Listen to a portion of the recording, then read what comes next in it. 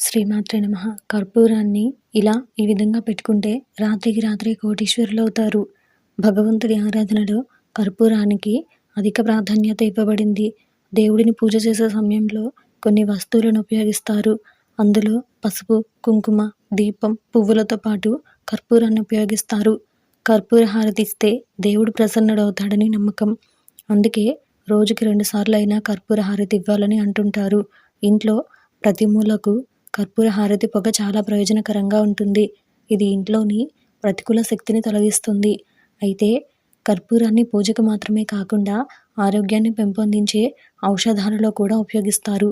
సాధారణంగా కర్పూరాన్ని పూజ గదిలో ఉంచుతారు. అయితే కర్పూరాన్ని మన దగ్గర ఉంచుకోవడం వలన నెగిటివ్ ఎనర్జీ తొలగిపోతుంది. కర్పూరాన్ని జేబులో లేదా పర్సులో ఉంచడం వలన చాలా ప్రయోజనాలు కలుగుతాయి. చర్మ సమస్యలతో బాధపడేవారు కర్పూరాన్ని దగ్గర ఉంచుకోవడం వలన మంచి ప్రయోజనాలు కలుగుతాయి.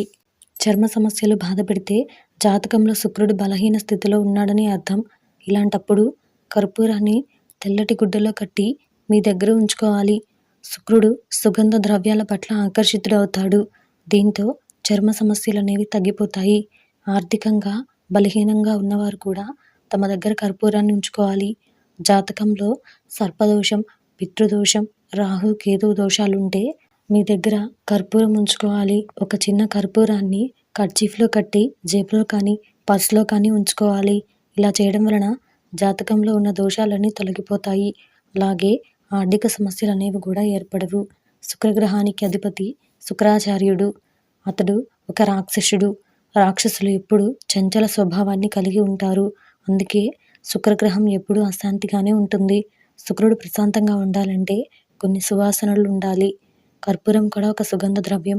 ఇది చాలా శుభప్రదమైనది. కర్పూరాన్ని ఉపయోగించి శుక్రుడిని శాంతింపచేయొచ్చు.